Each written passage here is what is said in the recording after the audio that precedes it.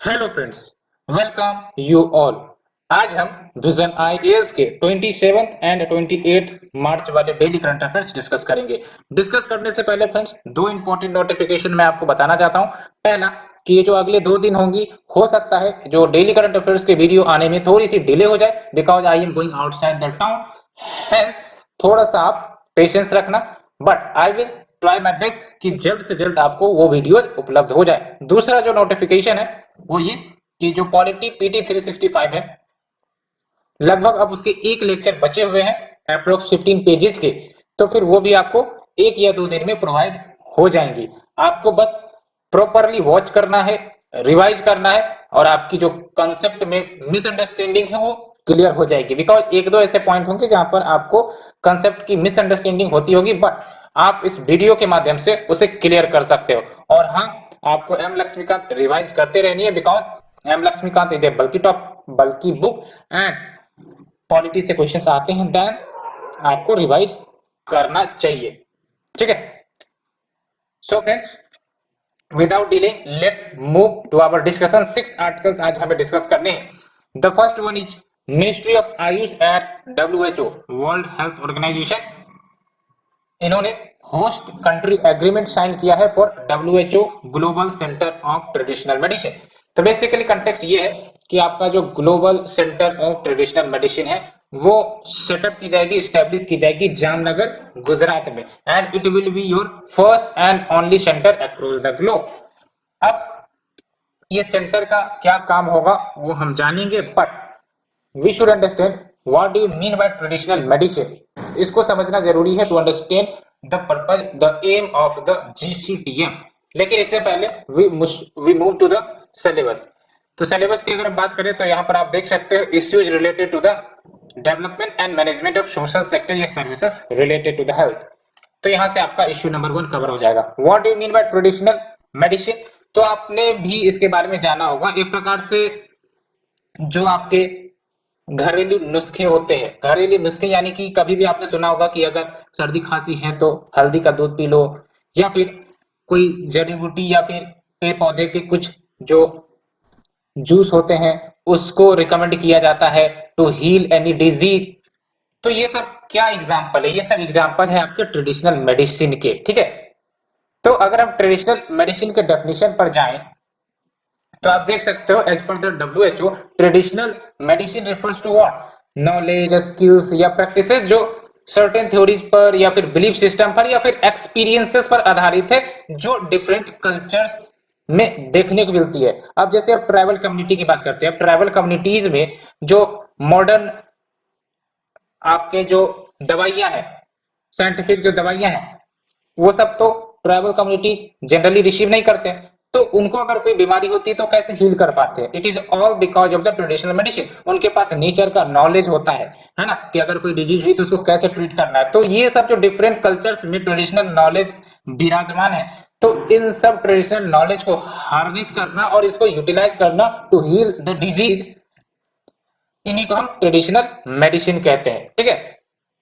तो जो traditional medicine है ये आपका अम्ब्रेला टर्म है। इसमें आपके योगा, आयुर्वेदिक ट्रीटमेंट ये सब भी आ जाते हैं। अगर हम इंडिया के कंटेक्ट की बात करें तो क्या पर्पस हुआ आपके ट्रेडिशनल मेडिसिन का? तो it can be used in the maintenance of health, prevention of the disease, diagnosis, या फिर जो फिजिकल एंड मेंटल इलनेस है उसको ट्रीट करने के लिए ट्रेडिशनल मेडिसिन इस्तेमाल किए जाते हैं। ठीक है। And it's reach encompasses ancient practices. तो देख सकते हो एंशिएंट प्रैक्टिसेस से लेकर मॉडर्न मेडिसिन तक में आपका ये टीएम का यूज होता है। तो होप ये जो बेसिक अंडरस्टैंडिंग है ट्रेडिशनल मेडिसिन की वो आप जान गए होंगे। अगर हम इंडिया के कंटेक्स्ट की बात करें तो देख सकते हो ट्रेडिशनल मेडिसिन, ये जो आप आयुष सुनते हैं, AYUSH, जिसमें आपके आयुर्वेदा, योगा, नेचुरोपैथी, यूनानी, सिद्धा, होम्योपैथी, शोवा रिगपा, ये सब बेसिकली कंपोनेंट ही है ट्रेडिशनल मेडिसिन के। तो होप आपको क्लियरिटी आ गई होगी ट्रेडिशनल मेडिसिन के बारे में, बिकॉज इसमें ज्यादा कंफ्यूजन रहता है कि क्या है ये ट्रेडिशनल मेडिसिन। तो आम भाषा में जो घरेलू नुस्खे आप देखते हो, है ना, दादी अम्मा कुछ बताती होंगी, तो उन्हीं सबको एक प्रकार से आप ट्रेडिशनल मेडिसिन के अंदर डाल सकते हो। तो अब आते हैं हम कंटेक्स्ट पर। तो ये जो आपका GCTM है, यानी कि global Centre of Traditional medicine. इसका बेसिक ऑब्जेक्टिव यही है कि जो ट्रेडिशनल मेडिसिन है उसके पोटेंशियल को हार्नेस करना। Traditional medicine which is available across the world in different cultures, तो उनके पोटेंशियल को हार्नेस करना कैसे, मॉडर्न साइंस एंड टेक्नोलॉजी की मदद से, सो दैट जो लोगों का हेल्थ है उसको तो इंप्रूव कर सके, साथ ही साथ प्लेनेट के भी हेल्थ को इंप्रूव कर सके। अब आपको लगता होगा प्लेनेट के हेल्थ को कैसे भाई साहब, तो ये जो आपके मॉडर्न साइंटिफिक दवाइयां होती है ना, वो बेसिकली नेचर के एक्सप्लॉइटेशन ज्यादा करती है, लेकिन ये सब जो आपका ट्रेडिशनल मेडिसिन है ना, वो नेचर का एक्सप्लॉइटेशन उतनी नहीं करती है। तो दैट्स वाई ये प्लेनेट को भी प्रोटेक्ट करता है कि वो भी अपना हेल्थ बना कर रखे। तो बेनिफिट्स क्या होंगे आपके जीसीटीएम के? तो पहली बात तो आप जब भी ट्रेडिशनल मेडिसिन लेट से कभी यूज करते होगे या आयुर्वेदिक प्रोडक्ट जब भी यूज करते होगे तो एक डाउट तो रहता ही होगा कि भाई साहब ठीक करेगा या ना करेगा, एक डाउट जरूर रहता है। तो ये जो जीसीटीएम है ये क्या करेगा कि वही सॉलिड एविडेंस बेस बिल्डअप करेगा for the policies and standards on the traditional medicine practices and products. की भाई साहब ये सब जो प्रोडक्ट्स हैं, ये सब जो प्रैक्टिसेस है वो सब सही है, ट्रीटमेंट किए जा सकते हैं, तो उसके लिए सॉलिड एविडेंस बेस बनाने का काम करेगा जीसीटीएम। साथ ही साथ जो अन्य कंट्रीज है उनको भी मदद करेगा कि कैसे वो ट्रेडिशनल मेडिसिन को इंटीग्रेट कर सकते हैं into their health system. Along with traditional medicine की क्वालिटी सेफ्टी को रेगुलेट करना भी इनका वन ऑफ द फंक्शन होगा। साथ ही साथ जो पावर ऑफ साइंस है उसको हार्नेस किए जाएंगे to strengthen the evidence base for the traditional Medicine.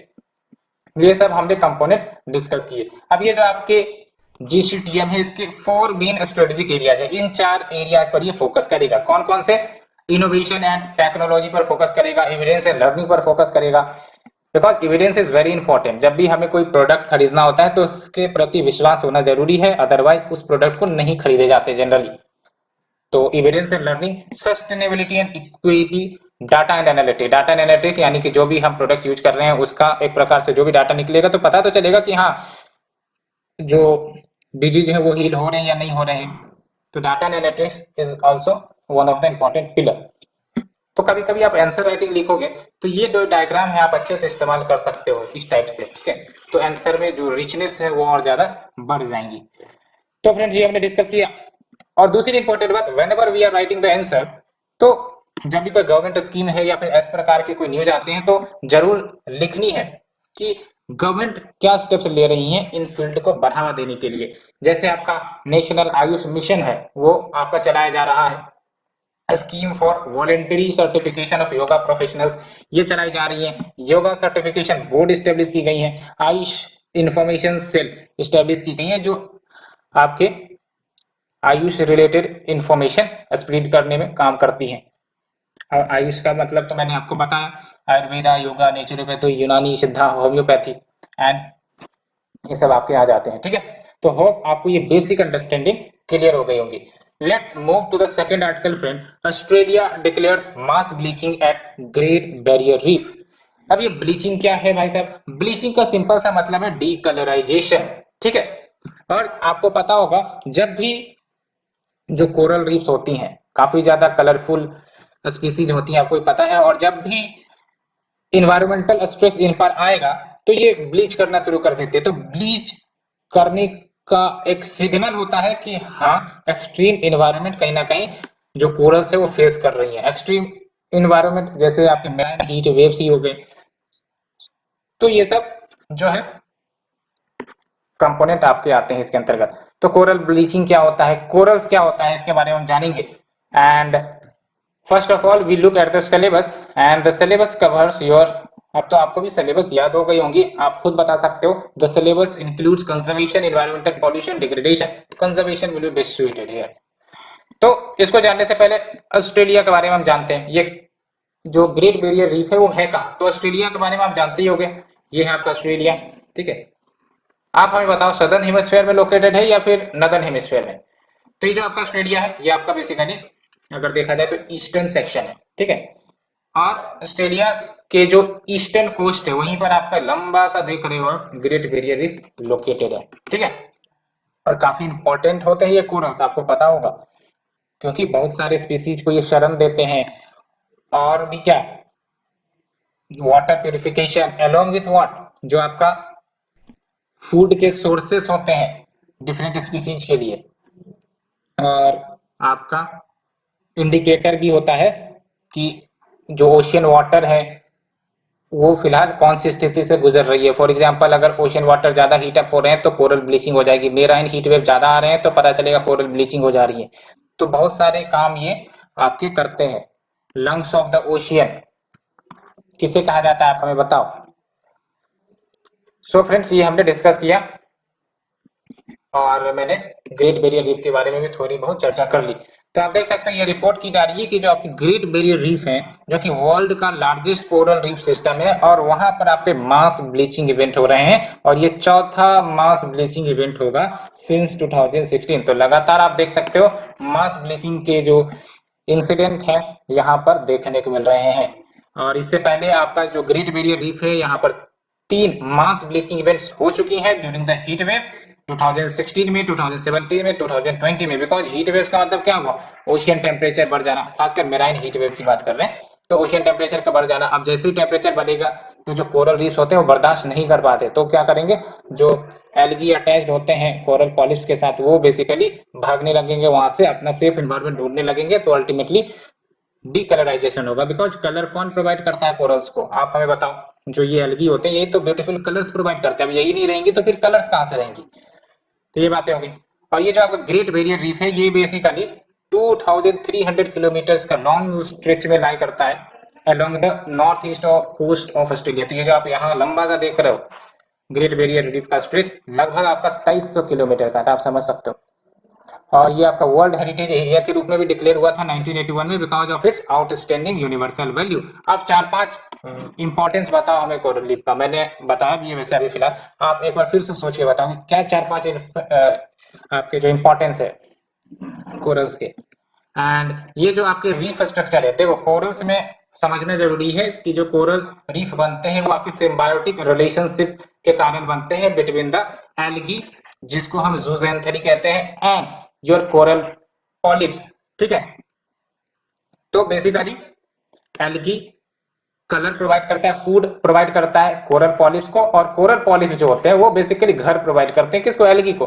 तो दैट्स व्हाई सिम्बायोटिक रिलेशनशिप होता है।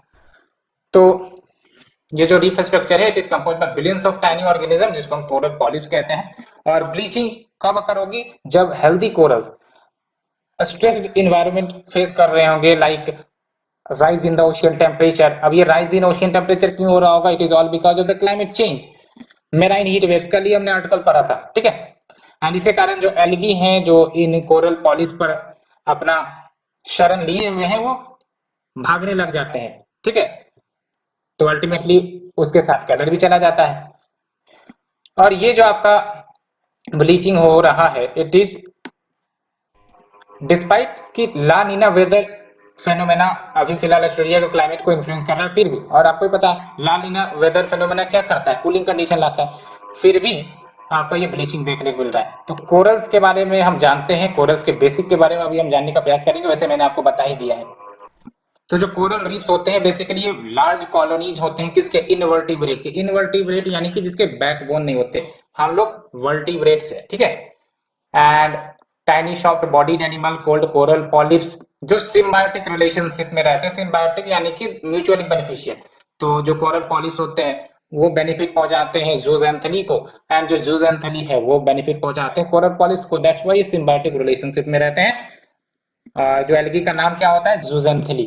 एंड जो कोरल पॉलिप्स हैं ये बेसिकली जूजेंथेली को प्रोटेक्शन प्रोवाइड करते हैं, घर प्रोवाइड करते हैं, और उसके बदले में जो जूजेंथेली है न्यूट्रिएंट प्रोवाइड करते हैं, कलरफुल आपके जो कोरल्स के हैं वो कलर प्रोवाइड करते हैं। एंड इंडिया में आपको 4 जगह पर कोरल रीफ के एरियाज मिल जाएंगे, इसको अच्छे से याद रखना है, मैप बना सकते हो आप इंडिया के, एंड अल्टीमेटली आप इसको मैपिंग करके लिख सकते हो कहां कहां मिलते हैं। गल्फ ऑफ मन्नार यहाँ पर आपको मिल जाएगा, यहाँ पर देखने को मिलेंगे। दूसरा आपका अंडमान एंड निकोबार आइलैंड, आप समझ सकते हो कहां पर अंडमान निकोबार, यहाँ पर अंडमान एंड निकोबार आइलैंड है, यहाँ पर भी आपको मिलेंगे कोरल पॉलिप्स मतलब कोरल रीफ। और कहाँ मिलेंगे, लक्षद्वीप आइलैंड जो कि प्योरली कोरल से ही बने हुए हैं, तो लक्षद्वीप में भी मिल जाएंगे। एंड गल्फ ऑफ कच्छ, तो गल्फ ऑफ कच्छ में भी मिलेंगे, गल्फ ऑफ कच्छ गुजरात की कोस्ट के अलोंग है।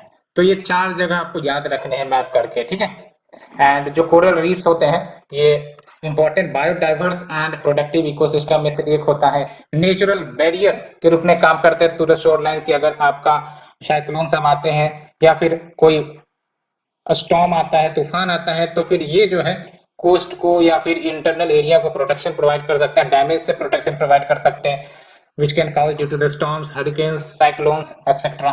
सो फ्रेंड्स, ये हमने दो आर्टिकल डिस्कस किए हैं in detail. Let's move to the third article, states too can declare religious और लिंग्विस्टिक कम्युनिटी एज माइनॉरिटी, ये गवर्नमेंट ने बोला है। तो इसको डिस्कस करने से पहले let's move to the syllabus one, and the syllabus is your article number 3, Indian constitution, historical underpinnings, evolution, features, amendment, significant provisions and basic structure. तो ये आपका इसमें कवर होगा। सबसे पहली बात तो ये ध्यान रखना है माइनॉरिटीज के बारे में संविधान ने क्या कहा है। तो माइनॉरिटीज जो शब्द है भले ही मेंशन की गई है वेरियस आर्टिकल्स में in the constitution, like your article 29, 30, 350 clause A, लेकिन इसको डिफाइन नहीं किया गया है, ये जरूर याद रखना है। कॉन्स्टिट्यूशन ने माइनॉरिटीज को डिफाइन नहीं किया है। और अगर हम बात करें आर्टिकल 29 की, तो ये बेसिकली जो माइनॉरिटीज के इंटरेस्ट हैं उनके प्रोटेक्शन की बात करता है, जबकि जो आर्टिकल 30 है ये बेसिकली माइनॉरिटीज को अधिकार देता है कि जो माइनॉरिटीज हैं वो स्टैब्लिश कर सकते हैं, एज वेल एज उन एजुकेशनल इंस्टीट्यूशन को एडमिनिस्ट्रेट भी कर सकते हैं। And article 350 clause A basically ये कहता है कि एक special officer for linguistic minorities होंगे जो प्रेसिडेंट के द्वारा अपॉइंट किए जाएंगे, एंड इनकी ड्यूटी होगी कि वो सारे मैटर्स को ये इन्वेस्टिगेट कर सकते हैं which are related to the safeguards जो प्रोवाइड की गई हैं लिंग्विस्टिक माइनॉरिटीज के in the constitution, in the legislative acts, in the laws etcetera. तो ये हमने बेसिक अंडरस्टैंडिंग की बात की फ्रेंड्स। अब आते हैं कंटेक्स्ट पर। तो सेंट्रल गवर्नमेंट ने सुप्रीम कोर्ट को कहा है कि सर्टेन स्टेट्स जहां पर हिंदू या फिर कोई अन्य कम्युनिटी जी सही संख्या में कम है, तो वो जो स्टेट्स हैं वो डिक्लेयर कर सकते हैं उन्हें माइनॉरिटीज के रूप में with in their own territories या फिर with in the state jurisdiction, so that ये जो माइनॉरिटीज हैं वो वहां पर इनेबल कर सके to set up and administer their own institution.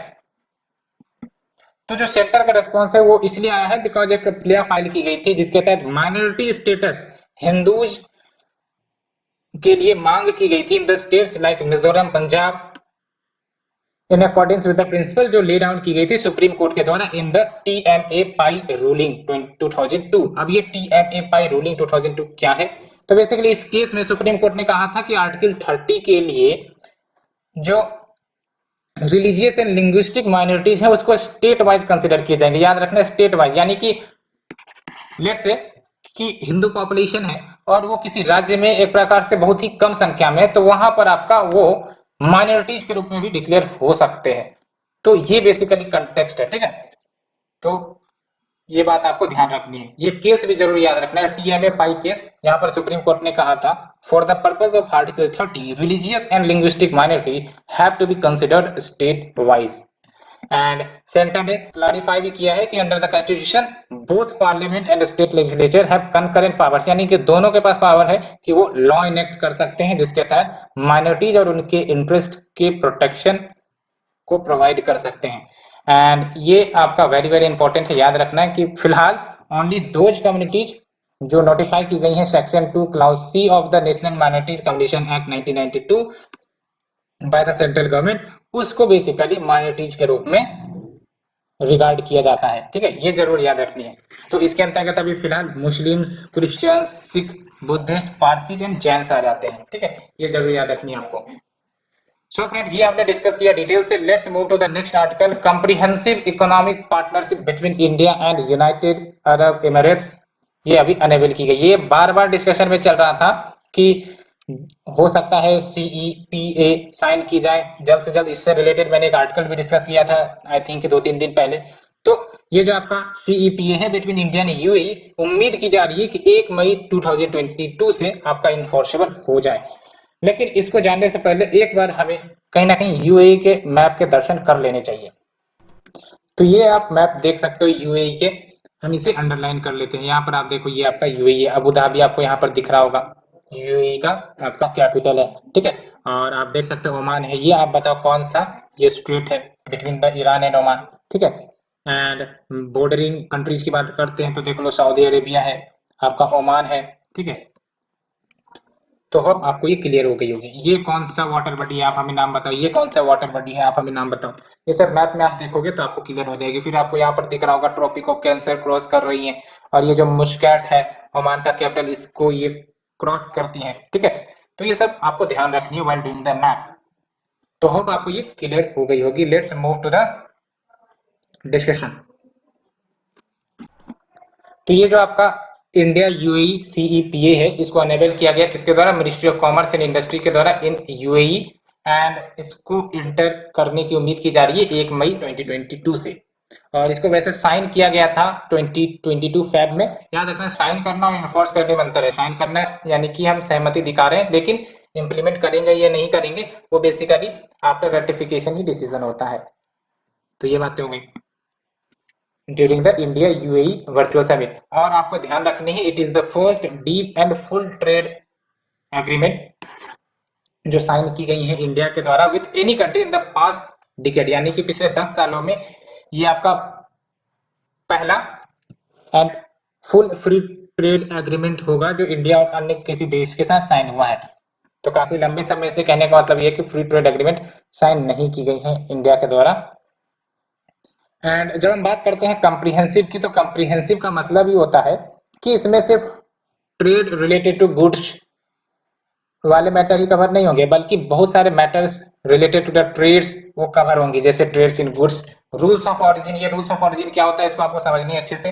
Trades in services, इसको भी कवर करेंगे। Technical barriers to the trade, उसको कम करने का प्रयास किया जाएगा। Sanitary phytosanitary measures, dispute settlement की बात है, that's why it is considered है कॉम्प्रिहेंसिव इकोनॉमिक पार्टनरशिप, ठीक है। तो सिग्निफिकेंस क्या है सीईपीए के? तो पहली बात तो इंडिया बेनिफिट करेगा कैसे? तो प्रेफरेंशियल मार्केट एक्सेसिबिलिटी मिल सकेगी यूएई के तरफ से भारत को, ठीक है। दूसरी इंपॉर्टेंट बात ये, अब जब प्रेफरेंशियल मार्केट एक्सेसिबिलिटी होगी तो जाहिर सी बात है जो इंडियन एक्सपोर्टर्स हैं वो एक्सपोर्ट कर सकते हैं अपने प्रोडक्ट्स को। और इतना ही नहीं, जो इंडियन एक्सपोर्टर्स होंगे उनको West Asian countries, African countries की भी एक्सेसिबिलिटी मिल सकती है। और एक बात आपको ध्यान रखना है, जैसे ये जो आपकी यूएई है ना, अब भारत प्रचुर मात्रा में प्रोडक्ट एक्सपोर्ट करेगा यूएई, तो जो यूएई के जो ट्रेडर्स होंगे वो भी हो सकता है भारत के प्रोडक्ट्स भारत से खरीदे और अल्टीमेटली वो अफ्रीका हो या फिर जो आपके वेस्ट एशियन कंट्रीज है वहां पर बेचे। तो अल्टीमेटली इंडियन एक्सपोर्टर्स को ही तो फायदा मिलेगा,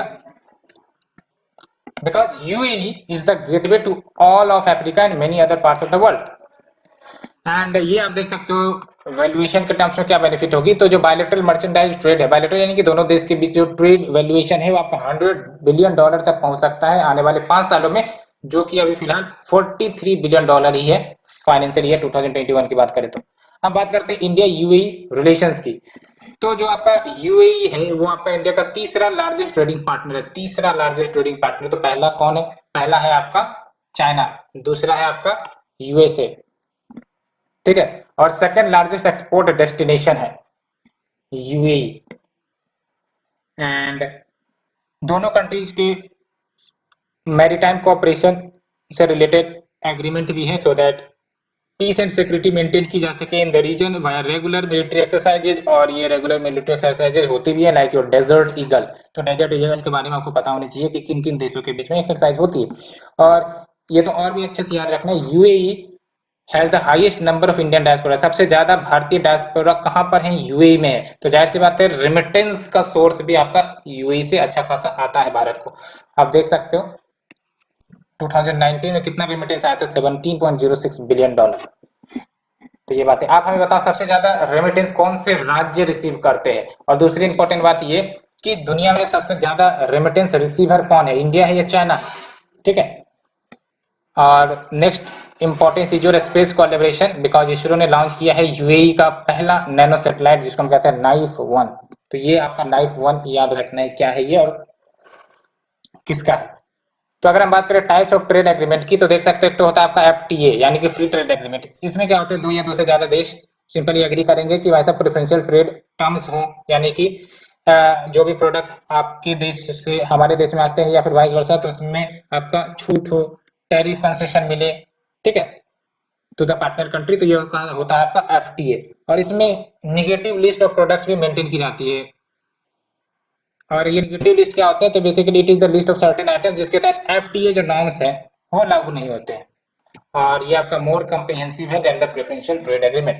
एंड अगर हम बात करें कॉम्प्रिहेंसिव इकोनॉमिक पार्टनरशिप एग्रीमेंट की and comprehensive economic cooperation agreement की, तो दोनों ज्यादा ही कॉम्प्रिहेंसिव टर्म्स होते हैं एफटीए की तुलना में, बिकॉज ये कॉम्प्रिहेंसिव यानी कि अदर एस्पेक्ट्स को भी कवर करेगा। जैसे फॉर एग्जांपल सीईपीए की बात करें तो ट्रेड से रिलेटेड नेगोशिएशन तो होगा ही होगा in the services and in the goods, but investment से रिलेटेड भी नेगोशिएशंस होती हैं। Other areas of economic partnership like trade facilitation, customs cooperation, competition, intellectual property rights related matters.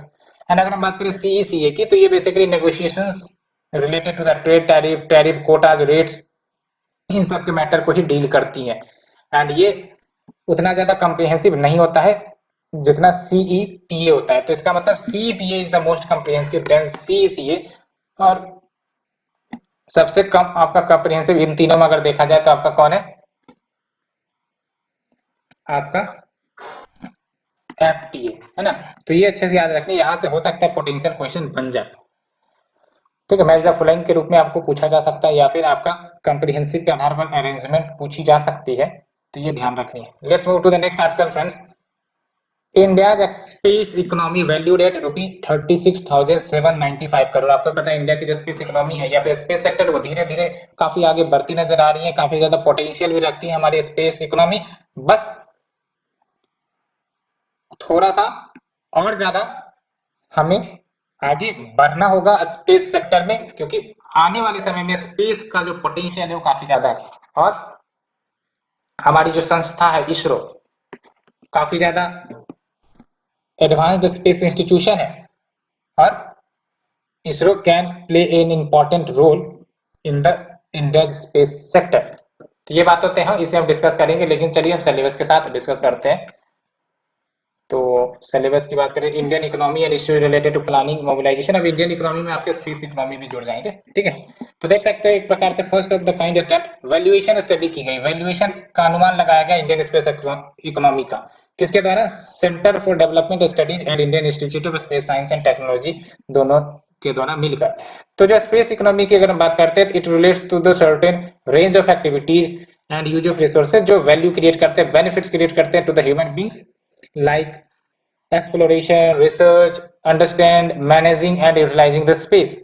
अब बात करते हैं इंपॉर्टेंस क्या स्पेस इकोनॉमी का, जो इस रिपोर्ट में देखने को मिला। तो आप देख सकते हैं जो स्पेस एप्लीकेशंस है, it accounted for the major chunk of evolving economy, जिसमें आपका 73.57% कंट्रीब्यूट करता है 2020-2021 के डाटा की बात करें। उसके बाद आपके आ जाते हैं स्पेस ऑपरेशंस, उसके बाद आ जाता है आपका मैन्युफैक्चरिंग। मैन्युफैक्चरिंग यानी कि जो स्पेस प्रोडक्ट्स बनाए जाते हैं उसकी बात हो रही है। एंड अगर देखें साइज क्या है इंडिया के स्पेस इकोनॉमी की, तो देख सकते हैं जो परसेंटेज ऑफ जीडीपी वो कहीं ना कहीं कम हुई है, ये आपको ध्यान रखनी है। ठीक है, तो इंडिया की जो स्पेस इकोनॉमी है जो परसेंटेज ऑफ जीडीपी वो स्लिप हुई है। 2011-12 में 0.26% ऑफ जीडीपी थी और अभी 2020-21 की बात करें तो 0.19% ऑफ जीडीपी है। एंड ग्लोबली अगर देखा जाए in relation to the GDP, India accounts for only about 2% of the space economy. तो जो ग्लोबल स्पेस इकोनॉमी है उसका ओनली 2% ही भारत का शेयर है। तो ये आपका थोड़ा सा नेगेटिव दिख रहा है। एंड इंडिया की जो स्पेंडिंग है is more than that of China, Germany, Italy and Japan, लेकिन it is less than the USA and Russia. अब अगर हम बात करें स्टेप्स क्या ली गई हैं to promote the space economy by India, तो देख सकते हो इंडिपेंडेंट नोडल एजेंसी बनाई गई है IN SPACe, Indian National Space Promotion and Authorisation Centre, जो कि आपका डिपार्टमेंट ऑफ स्पेस के अंतर्गत बनाई गई है स्पेस एक्टिविटीज कंडक्ट करने के लिए। And new space India limited बनाया गया है, जिसके तहत जो इंक्रीजिंग डिमांड है इंडियन स्पेस प्रोग्राम की और साथ ही साथ जो ग्लोबल स्पेस मार्केट इमर्ज हो रहा है उसको हार्नेस करने के लिए ये आपका न्यू स्पेस इंडिया लिमिटेड, जो कि कॉमर्शियल आर्म है इसरो का, और कॉमर्शियल सैटेलाइट लॉन्च करने का जिम्मेदारी इसके पास है। And next is drafting of space com and space RS policies. ये स्पेस कॉम मतलब बेसिकली कम्युनिकेशन है एंड आरएस मतलब रिमोट सेंसिंग है। तो space com and space RS policies draft की जा रही है सो दैट जो ट्रेडिशनल सैटेलाइट कम्युनिकेशन है, रिमोट सेंसिंग सेक्टर्स वाले एरियाज है, उसको और ज्यादा लिबरलाइज किया जा सके। एंड फिर आप देख सकते हो Agnikul and Skyroot launch की गई है, जो कि स्पेस बेस्ड स्टार्टअप्स है और इनको सारी फैसिलिटीज एंड एक्सपर्टीज एक्सेसिबल करवाई जाएंगी in developing and testing the space launch vehicle सब सिस्टम्स एंड सिस्टम। तो ये सब कुछ इनिशिएटिव जो भारत की तरफ से लिए जा रहे हैं to promote the space economy. And we move to the next and last article, India poised to turn into a web 3 hub. ये वेब 3 हब, आपने वेब 1 सुना होगा, वेब 2 सुना होगा, अब ये वेब 3 निकल कर आ रहा है। ठीक है, तो अगर हम बात करें कंटेक्स्ट की, तो सबसे पहली बात तो सिलेबस की बात कर लेते हैं। अच्छा, मैंने आर्टिकल नंबर 4 की बात नहीं की थी, जो इंडिया यूएई का जो सीए साइन हुआ है, तो वो basically bilateral regional and global groupings and agreements में कवर होगा। तो ये बात हो गई। And let's move to the last article. The last article will deal with awareness in the field of IT, space, computer, robotics, इसके अंतर्गत cover होगी। तो देख सकते हैं जो इंटरप्रेन्योर्स है, सॉफ्टवेयर डेवलपर्स है, स्टार्टअप्स है भारत में, वो एक क्रिटिकल रोल प्ले कर सकते हैं इन building the global apps and platforms for web 3। और जाहिर सी बात है, इंडिया में वर्कफोर्स की कमी तो नहीं है, और इंडिया में काफी ज्यादा इंटरप्रेन्योर सॉफ्टवेयर डेवलपर्स मिल जाएंगे, तो पोटेंशियल रखते हैं कि वो ग्लोबल एप्स बना सकते हैं, प्लेटफॉर्म्स फॉर द वेब 3 ये सब बना सकते हैं। और साथ ही साथ आप देख सकते हो इंडिया जो है वो वेब 3 का बेनिफिट भी हासिल कर सकता है, because we have the large pool of startup related to this field as well as developers and one of the largest internet consumers market in the world. तो ये जो वेब 3 है ये क्या है, तो वेब 3 को वेब 3.0 भी कहते हैं। ये basically third generation of internet है, और इसके तहत ये जरूरी याद रखना, ये ब्लॉकचेन बेस्ड टेक्नोलॉजी का इस्तेमाल करता है to create decentralised version of the web. ठीक है, तो बेनिफिट्स क्या होंगे वेब 3 के, देख सकते हो, मोर रिलायबल, बिकॉज ये डिसेंट्रलाइज्ड नेचर का है, तो फिर सिंगल पॉइंट फेल्यूर से बचा जा सकता है।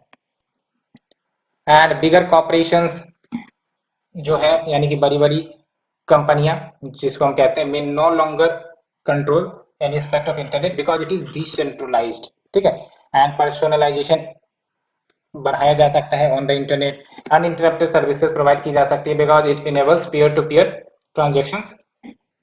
तो कैसे, तो जो इंटरमीडियरी के जो रोल थे उसको एलिमिनेट कर देगा ये। साथ ही साथ more jobs and opportunities create होगी, विल एनहांस द इकोनॉमी।